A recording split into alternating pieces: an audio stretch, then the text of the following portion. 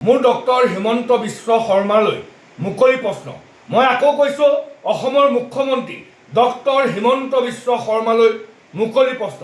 Doctor Himanta Biswa Sarma 25 বছৰে মন্ত্ৰী হৈ থাকিল। কংগ্ৰেছৰ দিনতো মন্ত্ৰী, বিজেপিৰ দিনতো মন্ত্ৰী, আৰু এতিয়া তেওঁ অসমৰ মুখ্যমন্ত্ৰী। আজি গুৱাহাটীৰ অৱস্থা এনেকুৱা ধৰণৰ অৱস্থালৈ গুৱাহাটীখন পৰিণত হৈছে যে 2 মিনিট, 5 মিনিট, 10 মিনিট বৰষুণ দিলে গুৱাহাটীত মানুহ ওলাব সোমাব নোৱাৰাৰ পৰিৱেশ সৃষ্টি হৈছে। হিমন্ত বিশ্ব শৰ্মা কেৱল কমিশ্যন, ধান্দা, 2 নম্বৰী, টকা পইচা, ক্ষমতা, তাৰ বাহিৰে হিমন্ত বিশ্ব শৰ্মাই অভাৰব্ৰিজ বনাইছে। হিমন্ত বিশ্ব শৰ্মাৰ দিনত বিভিন্ন ধৰণৰ আঁচনিৰ কাম কৰিছে, কেৱল কমিশ্যন। আজি গুৱাহাটীৰ অৱস্থা মই সমগ্ৰ অসমবাসী ৰাইজক ক'ব খুজিছোঁ যে গুৱাহাটীত মাত্ৰ 2 মিনিট বৰষুণ, 5 মিনিট বৰষুণ দিলে গুৱাহাটীৰ মানুহে গুৱাহাটীত চলাচল কৰিব নোৱাৰাৰ অৱস্থা সৃষ্টি হৈছে। যোৱাকালি বানপানী শেষেই হোৱা নাই, আজি মাত্ৰ বৰষুণত আকৌ গুৱাহাটী, সমগ্ৰ গুৱাহাটীতে বানপানী। যোৱাকালি আমি নিজেই দেখি আহিছোঁ যে যোৰাবাটত ঘণ্টা ঘণ্টা ঘণ্টা ঘণ্টা ধৰিও এম্বুলেন্স পৰ্যন্ত হস্পিটেললৈ আনিব পৰা নাই।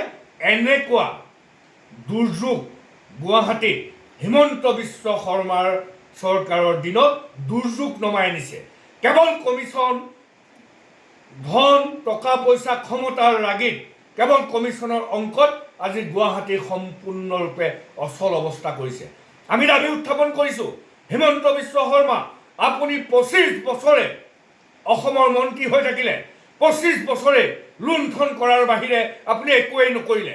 আমি দাবী উত্থাপন কৰিছোঁ, গুৱাহাটীত মানুহ জীয়াই থাকিব পৰাকৈ, গুৱাহাটীত মানুহ চলাচল কৰিব পৰাকৈ আপুনি অতি শীঘ্ৰে বিজ্ঞানসন্মতভাৱে এক্সপাৰ্টৰ লগত, বিশেষজ্ঞৰ লগত কথা পাতি গুৱাহাটীৰ বানপানী সমস্যা সমাধান কৰিবলৈ চেষ্টা কৰক। গুৱাহাটীৰ যিবিলাক ফুটপাথৰ ড্ৰেইন, যিবিলাক মেনহল, এই মেনহলত উন্মুক্ত, আজি যেতিয়া মানে এই বাৰিষা, এই বৰষুণত যেতিয়া সম্পূৰ্ণ পানী হৈ যায়, গোটেই ড্ৰেইনবিলাক পোত খাই যায়, আৰু তাত কোন কণ ছাত্ৰ ছাত্ৰী বা কোন মানুহ মৰিব আশংকা লৈ গুৱাহাটী মানুহ জীয়াই থাকিবলগীয়া হৈছে। মই আকৌ শেষত পুনৰবাৰ, আপোনাৰ যদি সদিচ্ছা আছে, আপুনি যদি গুৱাহাটীখনক ভাল পায়, তেতিয়াহ'লে অনতিবিলম্বে সৰ্বদলীয় সভা পাতক, বিশেষ এক্সপাৰ্ট, বিশেষজ্ঞক লগত লৈ কেনেকৈ গুৱাহাটীৰ বানপানী সমস্যা সমাধান কৰিব পাৰি চিৰিজ বাই চিৰিজ বৈঠক কৰক। কমিশ্যন খোৱা বাদ দিয়ক, কমিশ্যনৰ পিছে পিছে ধান্দা কৰি থকা আপুনি বাদ দিয়ক।